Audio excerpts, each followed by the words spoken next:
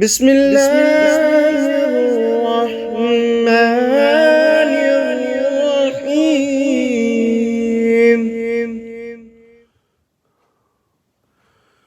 الحمد لله رب العالمين، والصلاة والسلام على سيد المرسلين وعلى آله وأصحابه الطاهرين أجمعين. أما بعد، فأعوذ بالله من الشيطان الرجيم. بسم الله الرحمن الرحيم.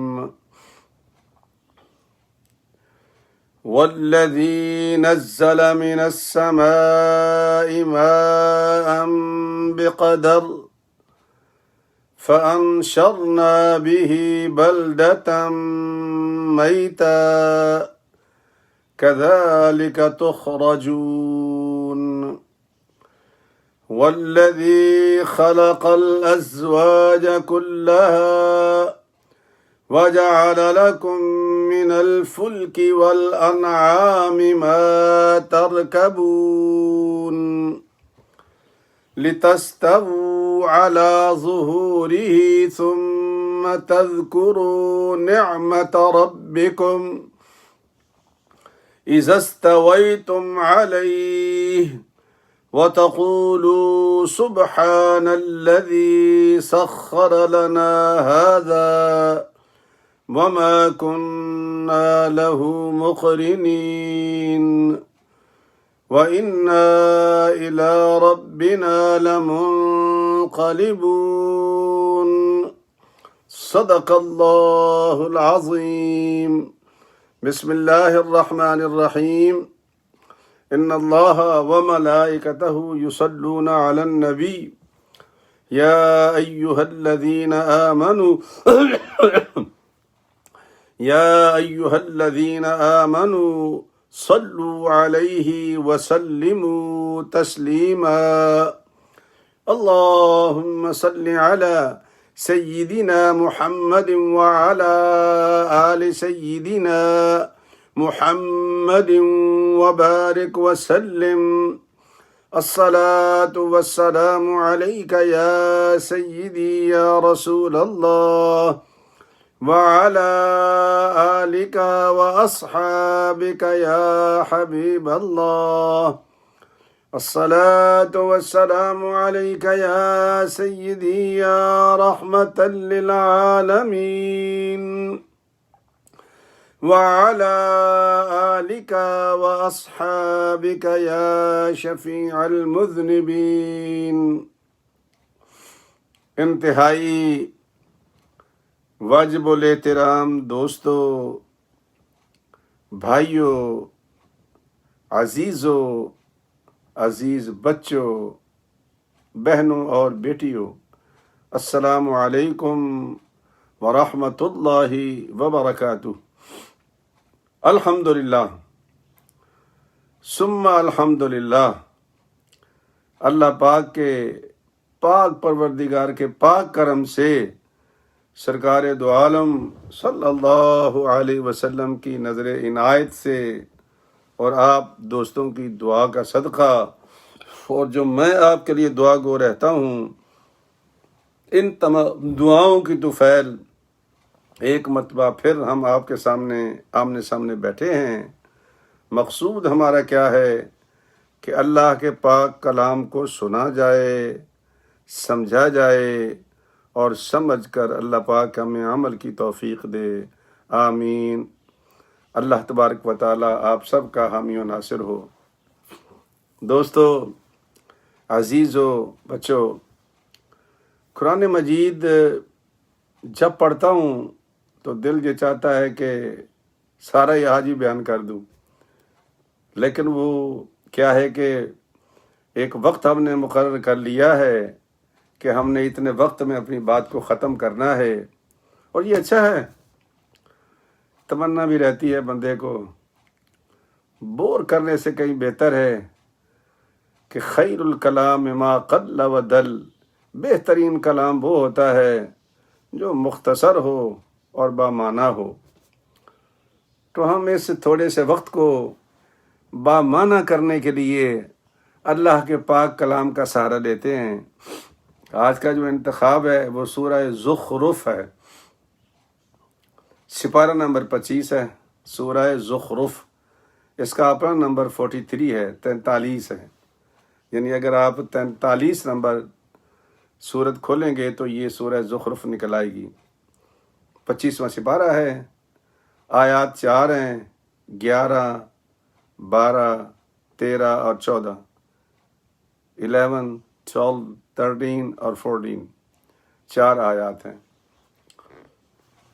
ارشاد ربانی ہے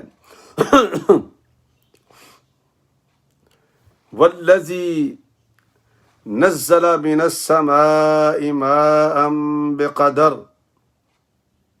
پاک ہے وہ ذات جس نے نازل کیا آسمان سے پانی، بقدر ایک اندازے کے مطابق، ججمنٹ کے مطابق۔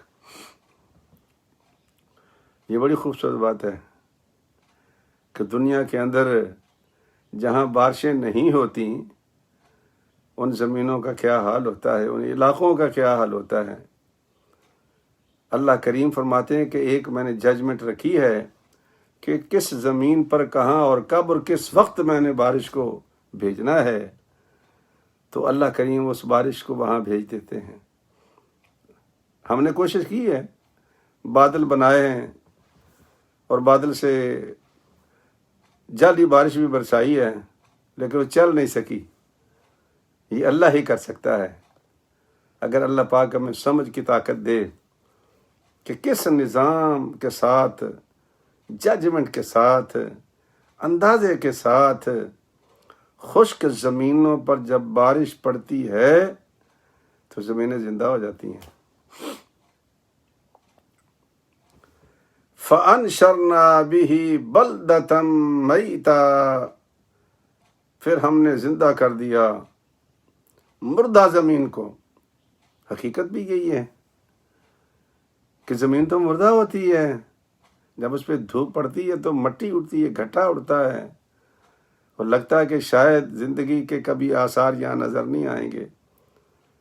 جانور پیاسے مر جاتے ہیں، لوگ قحط سے مر جاتے ہیں، گٹا مٹی طوفان اٹھتے ہیں، پھر وہ اللہ کی بارگاہ میں، وہ بھی نصیب والے ہیں جو اگر اللہ کی بارگاہ میں یہ عرض کر دیں کہ اللہ ہم تیری رحمت کے طلبگار ہیں۔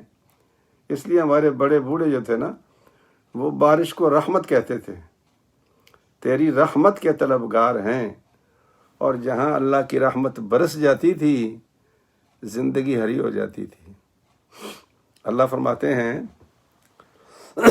اس بات کو جو میں بیان کر رہا ہوں ذرا سماعت کریں کہ جس طرح میں نے ایک مردہ زمین کو زندہ کر دیا، وَكَذَلِكَ تُخْرَجُونَ، یوں ہی تم بھی زمین سے نکالے جاؤ گے۔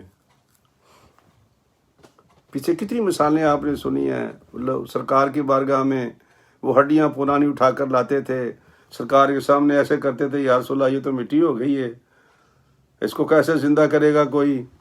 ساری مثالیں آپ نے سنی ہیں۔ اللہ کریم نے یہ مثال دی یہاں پر کہ وہاں جو کھے اڑ رہی تھی، کٹا مٹی اڑ رہا تھا، جانور مر رہے تھے، دانہ نام کی، سبزہ نام کی کوئی شے نہیں تھی۔ الحمدللہ، تو ہم نے جب زندگی بخشی، باغ و بہار آ گئی۔ فرمایا وَكَذَلِكَ تُخْرَجُونَ، اے میرے بندو بھولنا نہیں، ہم بھی تمہیں ایسے ہی نکالیں گے زمین سے جس طرح ہم نے مردہ زمین سے یہ سبزہ نکال دیا ہے۔ سرکار دو عالم، یہ بخاری مسلم کی حدیث ہے، سرکار دو عالم فرماتے ہیں کہ حضرت ابو ہریرہ کی روایت ہے کہ سور پھونکا جائے گا اور پھر دوسری مرتبہ سور پھونکا جائے گا، تو 40 کا لفظ کہا حضرت ابو ہریرہ نے، تو کسی صحابی نے پوچھا کہ 40 دن کی بات کر رہے ہیں؟ کہا نہیں، میں 40 دن کی بات نہیں کر رہا۔ اچھا تو پھر 40 مہینے کی بات کر رہے ہیں؟ کہا میں یہ بھی نہیں کہہ سکتا۔ تو کہا پھر 40 سال تو ہوں گے؟ کہا میں اس کا بھی اقرار نہیں کر سکتا۔ سرکار نے فرمایا بارش ہوگی، اور بارش سے جس طرح یہ سبزہ کونپلیں اگتی ہیں، ایسے ہی انسان زمین سے نمودار ہونا شروع ہو جائیں گے، جیسے یہ فصل اگتی ہے۔ نہ جانے کتنے زمین میں قیامت تک لوگ جائیں گے، بے تحاشا دنیا تہ تیغ ہو جائے گی، تہ زمین ہو جائے گی۔ تو اللہ فرماتے ہیں کہ وہ بارش ہوگی اور بارش سے لوگ نکلیں گے۔ جب وہ نکلیں گے تو آقا دو جہاں صلی اللہ علیہ وسلم فرماتے ہیں کہ پتہ پھر کیا حکم ہوگا؟ روح کو حکم ہوگا کہ چلو اپنا اپنا جسم تلاش کرو اور اپنے اپنے جسم میں چلے جاؤ۔ تو یوں اللہ کریم فرماتے ہیں کہ دنیا ایک مرتبہ پھر آباد ہو جائے گی، اور یہ سارا کام اللہ ہی کر سکتا ہے، یہ کسی بندے کی بس کی بات نہیں ہے۔ تو فرمایا کہ ہلکی بارش ہوگی، تو بارش سے جس طرح سبزہ اگتا ہے وَكَذَلِكَ تُخْرَجُونَ، ہم بھی تم کو ویسے ہی نکالیں گے زمین سے جیسے پودے اگتے ہیں، بندے اگ رہے ہوں گے، اور پھر حکم ہوگا روح کو۔ روح کیا ہے؟ امر ربی ہے، وہ تو حکم کی محتاج ہے۔ جاؤ اپنا اپنا جسم تلاش کرو، تو روح اپنے جسم میں آ کے چلی جائے گی۔ پھر اللہ پاک فرماتے ہیں کہ والذی خلق الازواج کلھا، اور وہی تو ہے رب جس نے ہر شے کا جوڑا بنایا ہے، ہر شے کا، وہ نباتات ہو، وہ جمادات ہو، وہ انسان ہو، وہ جانور ہو، جوڑا۔ خلق الازواج کلھا، یہ باتیں ہماری سمجھ میں آتی ہیں لیکن نہیں آتی، ہم سمجھنا نہیں چاہتے، لیکن ہے، یہ نظام ہے اللہ کا کہ اللہ کریم نے ہر شے کا جوڑا بنایا ہے۔ وَجَعَلَ لَكُم مِّنَ الْفُلْكِ وَالْأَنْعَامِ، اور پھر اللہ پاک نے ہماری آسانی کے لیے کشتیاں بنائیں، چونکہ سب سے پہلے کشتیاں بنی تھی نا سمندر کے اندر، بحری بیڑے بنے تھے پرانے زمانے میں، ہوائی جہاز تو بہت بعد میں بنا۔ اونٹ ہوتے تھے، گھوڑے ہوتے تھے، اور سب سے بڑی چیز جو بنی ہے وہ یہ بحری بیڑا ہے، لیکن یہ سب سے پہلے حضرت نوح علیہ السلام نے بنایا تھا، یہ نیا نہیں تھا، اس کی مثال موجود تھی قرآن کریم میں۔ حضرت نوح علیہ السلام جب وہ بڑھا رہے تھے نا بحری بیڑا، بڑا ہیوج بنا رہے تھے، ہیوج، تو جب لوگ پاس بائی کرتے ان سے تو پوچھتے بابا جی کیا کر رہے ہو؟ آپ فرماتے سیلاب آنے والا ہے، میں اپنے بچنے کے لیے ایک کشتی تیار کر رہا ہوں۔ تو وہ ہاتھ گھما کے نا، جو لوگوں کی عادت ہوتی ہے نعوذ باللہ کہ یہ بابا جی بس گئے ہیں، لیکن وہ تو اللہ کا نبی تھا، اس کو تو نظر آ رہا تھا کیا ہونے والا ہے، ہمیں نظر نہیں آتا۔ اور جب ہمیں نظر نہیں آتا تو پھر ہم کیا سمجھتے ہیں کہ کسی کو بھی کچھ نظر نہیں آتا۔ ایک برخوردار ہے، وہ روز مجھے کوئی نہ کوئی مسئلہ اوٹ پٹانگ پوچھتا ہے، اوٹ پٹانگ، اچھا کبھی کام کی بات نہیں پوچھی اس نے نا، تو میں کبھی کبھی اس کو روز تو نہیں جواب دیتا۔ آج میں نے اس کو لکھا، میں نے کہا بیٹا اگر ایک آیت کا معنی قرآن ہوتا تو پھر اللہ پاک کو باقی قرآن اتارنے کی کوئی ضرورت نہیں تھی۔ بیٹا یہ جو تم نے مجھے بھیجی یہ ایک آیت ہے، اس کے مقابلے میں کئی آیات اور ہیں۔ پھر میں نے اس کو لکھ کے بھیجی ہیں کہ بیٹا ان آیات کو پڑھو۔ ہماری بھی یہ پرابلم ہے، کوئی کتاب پڑھ لیں تو، کسی بندے سے کوئی مسئلہ سن لے تو سمجھ آ گیا نا میں، اب سمجھتے ہیں کہ سبحان اللہ اب میرے جیسا تو کوئی عالم ہے ہی نہیں، یہ بات جو مجھے سمجھ آ گئی ہے۔ نہیں، ایک کتاب پڑھنے سے عالم نہیں بنتا، ایک آیت پڑھنے سے قرآن سمجھ نہیں آتا، قرآن تو بھائی پورا پڑھنا پڑتا ہے، ایک ایک بات اللہ کریم بیان کرتے ہیں اس میں تو، اور ایسی سی باتیں بیان کرتے ہیں جو ہماری بظاہر سمجھ سے بھی باہر ہوتی ہیں، لیکن ہیں ہم لوگ ان باتوں کو کیوں نہیں سمجھتے؟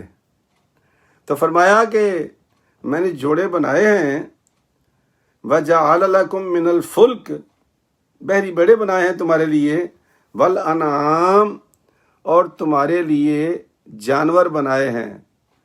اور کیوں بنائے ہیں؟ لِتَرْكَبُونَ، تاکہ تم اس پہ سواری کرو۔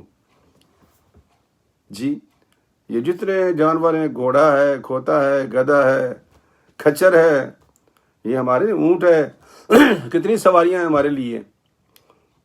لیکن سرکار دو عالم صلی اللہ علیہ وسلم فرماتے ہیں کہ ایک طریقہ ہے سواری پہ سوار ہونے کا، وہ بڑا خوبصورت طریقہ ہے۔ حضرت علی بن ربیعہ، حضرت سیدنا علی المرتضیٰ شیر خدا کے خادم تھے۔ ایک مرتبہ سرکار نے سواری منگائی مولا علی پاک میں، تو حضرت علی بن ربیعہ نے دیکھا کہ سرکار جب سوار ہوئے اور اپنا قدم رکاب میں رکھا تو کہا بسم اللہ الرحمن الرحیم۔ پھر آپ جب اس کے اوپر بیٹھ گئے تو کہا الحمدللہ رب العالمین۔ پھر اس کے بعد پڑھا انہوں نے سبحان الذی سخر لنا ھذا وما کننا لہ مقرنین۔ ابھی آئے گی آیت، وہ یہ آیت سرکار دو عالم صلی اللہ علیہ وسلم نے فرمایا کہ جب بھی کسی سواری پر سوار ہو جاؤ تو یہ آیت پڑھا کرو۔ سواری پر، کشتی پر نہیں، کشتی کے لیے الگ ہے، بسم اللہ مجریہا و مرساہا ان ربی لغفور الرحیم، اس کے لیے الگ ہے سواری پر۔ تو حضرت علی پاک رضی اللہ تعالی عنہ نے سبحان الذی سخر لنا ھذا وما کننا لہ مقرنین وَإِنَّا إِلَىٰ رَبِّنَا لَمُنْقَلِبُونَ، اس کے بعد 3 مرتبہ الحمدللہ کہا اور 3 مرتبہ اللہ اکبر کہا، اور پھر پڑھا لا الہ الا انت ظلمت نفسی فاغفر لی ذنوبی فإنہ لا یغفر الذنوب الا انت۔ اور اس کے بعد آپ پیچھے ایسے ہو گیا جیسے لیٹ رہا نہیں بندہ سواری پر پیچھے، اور ہنسنا شروع کر دیا۔ حضرت علی بن ربیعہ کہتے ہیں حضرت جی یہ تو سمجھ آ گیا کہ آپ نے وظیفہ پڑھا ہے جو سرکار دو عالم نے فرمایا، لیکن یہ ہنسنے والی بات نہیں سمجھ میں آئی کہ آپ ہنسے کیوں ہیں؟ حضرت علی پاک نے فرمایا خوبصورت سوال ہے یہ آپ کا، یہ سوال میں نے بھی سرکار دو عالم سے کیا تھا۔ جب سرکار نے قدم رکھا رکاب میں، بسم اللہ، اوپر بیٹھے الحمدللہ، سبحان الذی سخرنا ھذا وما کننا لہ مقرنین وَإِنَّا إِلَىٰ رَبِّنَا لَمُنْقَلِبُونَ، پھر 3 مرتبہ الحمد پڑھا، پھر 3 مرتبہ اللہ اکبر کہا، پھر سرکار نے فرمایا لا الہ الا انت ظلمت نفسی فاغفر لی ذنوبی فإنہ لا یغفر الذنوب الا انت۔ اور اس کے بعد سرکار ایسے لیٹ گئے اور سرکار نے ہنسنا شروع کر دیا، مسکرانا شروع کر دیا۔ تو میں نے پوچھا، حضرت مولا علی شریف فرما رہے کہ میں نے پوچھا یا رسول اللہ بڑی عجیب بات ہے، یہ ہنسنے کا اس سے کیا تعلق ہے؟ سرکار دو عالم نے فرمایا علی پتہ ہے کہ جب میں اللہ کی تعریف و توصیف کر رہا تھا تو آخری جملہ کیا تھا؟ فاغفر لی ذنوبی، اے اللہ میرے گناہ معاف کر دے۔ یہ ہمارے لیے لمحہ فکریہ ہے، جو کہتے نہیں ہم تو گناہ کرتے ہی نہیں ہیں۔ سرکار دو عالم خود فرما رہے ہیں فاغفر لی ذنوبی۔ تو جب میں یہ جملہ کہہ رہا تھا تو میرا رب مسکرا پڑا تھا، اور آگے سے مجھے جواب یہ ملا تھا تو سچ کہہ رہا ہے میرے محمد صلی اللہ علیہ وسلم، کون ہے میرے علاوہ جو کسی کے گناہ معاف کر سکتا ہے؟ میں ہی تو ہوں۔ تو اللہ مسکرا پڑے تھے تو سرکار نے فرمایا تو اس لیے میں بھی مسکرا دیا ہوں۔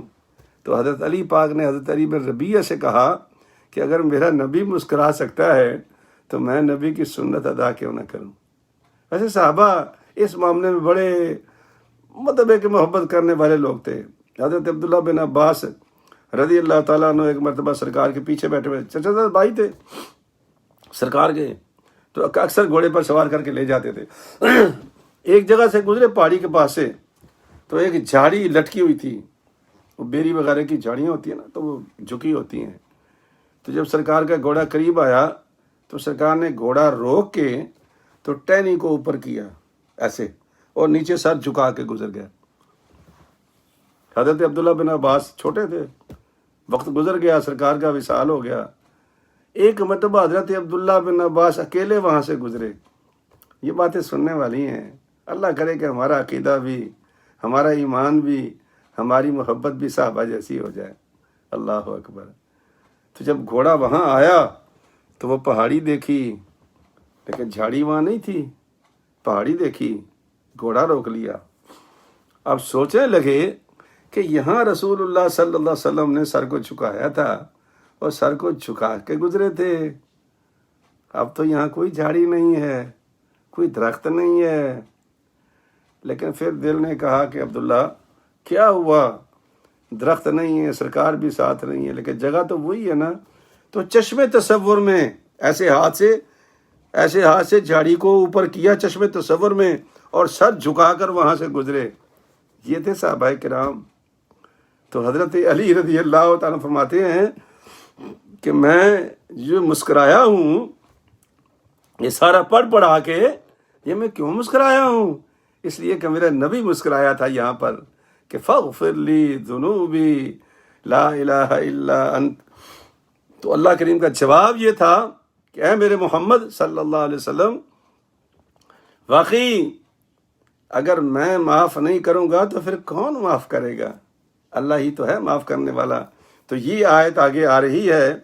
اللہ کریم نے پھر ہمیں طریقہ کار سکھایا ہے. فرماتے کہ لِتَسْتَوُوا عَلَى ظُهُورِهِ ثُمَّ تَذْكُرُوا نِعْمَةَ رَبِّكُمْ، تاکہ جب تم جانور پر جم کر بیٹھ جاؤ، قابو ہو جاؤ نا، جم کر بیٹھ جاؤ ان کی پیٹھوں پر. ثُمَّ تَذْكُرُوا نِعْمَةَ رَبِّكُمْ، پھر اللہ کی ذات کا شکر ادا کرو، اللہ کی ذات کا شکر ادا کرو. اذا استویتم علیہ، جب قابو ہو جاؤ اس پر، اور کہو وتقولوا، اور کہو سبحان الذی سخر لنا ھذا وما كنا له مقرنین وإنا إلى ربنا لمنقلبون. کہو اللہ پاک ہے وہ ذات جس نے مسخر کر دیا ہمارے لیے اس کو، یہ جو میرے نیچے ہے، وگرنہ یہ تو میرے قابو میں تو آنے والی نہیں تھی. سرکش اونٹ ہو، گھوڑا ہو، یا موجودہ زمانے کے سواری جہاز ہو، یہ ہمارے قابو میں ہے، لیکن ہم اس پہ سوار ہوتے ہیں. ہاتھی ہم سوار ہوتے ہیں. تو اللہ کریم کے نبی پاک صلی اللہ علیہ وسلم نے فرمایا کہ یہ آیت پڑھا کرو، سبحان الذی سخر لنا ھذا وما كنا له مقرنین.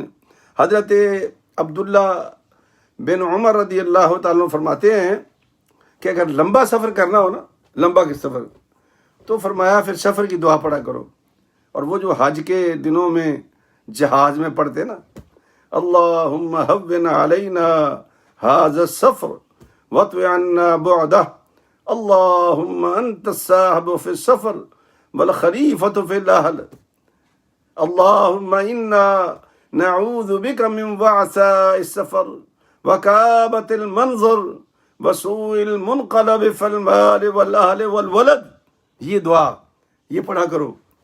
اور یہ عام طور پر لمبا سفر ہو تو یہ دعا پڑھتے ہیں، لیکن اگر سواری ہو گھوڑے کی یا اونٹ کی تو پھر سرکار نے فرمایا کہ سبحان الذی سخر لنا ھذا. ایک بندہ آیا، حضرت اس کا نام تھا محمد بن اسود بن خلف.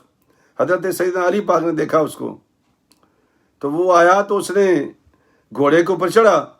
گھوڑے پر چڑھنے کے بعد سبحان الذی سخر لنا ھذا وما كنا له مقرنین پڑھا. آپ نے اس کو روک لیا. امام حسن پاک کی بھی روایت ہے، روک لیا اس کو. اس نے کہا کہ بھائی اللہ کہتا ہے ثم تذکروا نعمت ربکم، گھوڑے پہ چڑھ گیا ہے نا، اس کا شکر ادا کر کہ اس نے تجھے سواری دی، اس نے تجھے سواری دی، پھر تو شکر ادا کر کہ محمد الرسول اللہ جیسا نبی تمہیں دیا، اور پھر تو شکر ادا کر کہ اللہ تبارک و تعالیٰ نے تجھے بہترین امت میں پیدا کیا ہے، کم از کم 3 شکر تو ادا کر، اور پھر تو پڑھ سبحان الذی، چونکہ رب کہتا ہے نا ثم تذکروا نعمت ربکم، اللہ کی نعمتوں کا ذکر کرنا، تجھے کیا جلدی ہے؟ اور اس کے بعد تو سبحان الذی سخر لنا ھذا وما كنا له مقرنین۔ اچھا، ایک مرتبہ ایک صحابی کو سرکار دو عالم نے، اس نے کہا یا رسول اللہ مجھے حج پہ جانا ہے، غریب آدمی ہوں، پیسہ ہے کوئی نہیں، سواری بھی کوئی نہیں، پرانے زمانے میں تو قافلے میں چلتے تھے تو سواری ہونی چاہیے، قافلے والے خدمت کرتے رہتے تھے، رل مل کے کھاتے رہتے تھے، وہ مل جل کے کھا لیتے تھے، ایک ایک کھجور پہ بھی گزارا کر لیتے تھے۔ تو سرکار نے بیت المال سے اس کو ایک اونٹ دیا، اونٹ بڑا جری تھا، وہ صحابی گھبرا گیا، یا رسول اللہ یہ کہیں اونٹ مجھے اٹھا کے پھینک ہی نہ دے، میں اس پہ کیسے سوار ہو جاؤں؟ سرکار نے فرمایا کہ یہ جو اونٹ کی کوہان ہے نا، اس میں شیطان ہوتا ہے، اور اس کا طریقہ کار یہ ہے کہ تو سوار ہو اللہ کا نام لے کر، ثم تذکروا نعمت ربکم، اپنے رب کا شکر ادا کر کہ یا اللہ تیرا کتنا شکر ہے تو نے مجھے سواری دی، میں حج پہ جا رہا ہوں۔ پھر شکر ادا کر یا اللہ تیرا کتنا شکر ہے کہ تو نے محمد الرسول اللہ جیسا مجھے نبی دیا، جس نے مجھے سواری بھی فراہم کی اور میرے لیے دعا بھی کی۔ اور فرمایا پھر امت محمد مصطفیٰ میں پیدا ہونے کا شکر ادا کر، پھر تو پڑھ سبحان الذی سخر لنا ھذا وما كنا له مقرنین، اور فرمایا پھر تو اس کو ہان پہ ہاتھ مار دے، تھپکی دے دے ذرا اس کو، فرمایا سارے راستے تیری وہ نافرمانی نہیں کرے گا۔ اللہ اکبر، سرکار نے فرمایا کہ تیرا فرما بردار ہو جائے گا۔ تو دوستو، میرے عزیزو، میرے بچوں، اللہ کے پاک پیغمبر نے ہمارے لیے کچھ طریقہ کار مقرر کیے ہیں۔ ہم نے کشتی پہ چڑھنا ہے تو بسم اللہ مجریہا، اور یہ لفظ وہ ہیں جو حضرت نوح علیہ السلام نے پڑھے تھے کشتی بنا کر، بسم اللہ مجریہا ومرساہا ان ربی لغفور رحیم۔ اس کے علاوہ جتنی سواریاں ہیں یہ احتیاط کر لو، کار ہو، ہوائی جہاز ہو، وین ہو، ٹرک ہو، کوئی ہو سواری، گھوڑا ہو، اونٹ ہو، سوار ہونے سے پہلے اللہ کا شکر ادا کرو کہ اللہ تو کتنا عظیم ہے کہ مجھے اس کے اوپر تم نے کنٹرول دے دیا ہے، وگرنہ میں اس کو کنٹرول کرنے والا کہاں تھا؟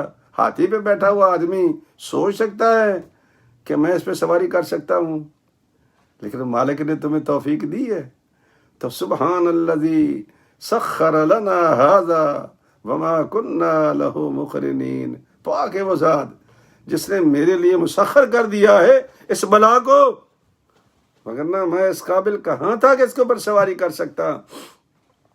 وَإِنَّا إِلَىٰ رَبِّنَا لَمُنْقَلِبُونَ، اور لوگوں یہ سوچ لو کہ ہم نے ایک دن لوٹ کے اللہ ہی کے پاس جانا ہے، بھاگنے کی کوئی جگہ نہیں ہے، ہمارا اور کوئی سہارا نہیں ہے، کوئی پناہ گاہ نہیں ہے، ہم نے لوٹ کے کہاں جانا ہے؟ اللہ کے پاس جانا ہے۔ اور اگر یہ بات سمجھ میں آ جائے ہمارے کہ ہم نے اللہ ہی کی طرف لوٹ جانا ہے تو یقین کریں ہماری دنیا سیدھی ہو جائے۔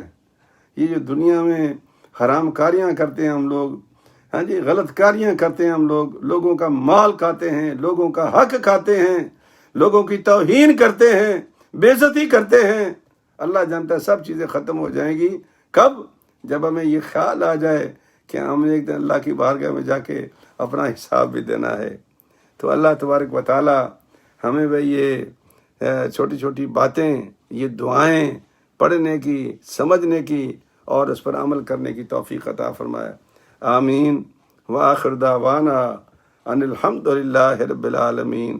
السلام علیکم ورحمۃ اللہ وبرکاتہ۔ کل انشاءاللہ میری حاضری ہے کان والے ڈاکٹر کے پاس، اب نہ معلوم وہ ایم آر آئی کے بعد کہہ رہا تھا کہ کوئی بندہ ساتھ لے کے آنا، پتہ نہیں مجھے میرے ساتھ وہ کیا کرنا چاہتا ہے. ہمارا درس ہوگا انشاءاللہ، کل رات کو درس ہوگا اللہ نے چاہا تو، اس کی فکر نہیں ہے. بس دعا کی ضرورت ہے کہ اللہ پاک مجھے سکون عطا فرمائے اور مجھے صحت عطا فرمائے، اور کان کا جو درد ہے اللہ پاک اس کو سکون عطا فرمائے. آمین. السلام علیکم ورحمۃ اللہ وبرکاتہ. بسم اللہ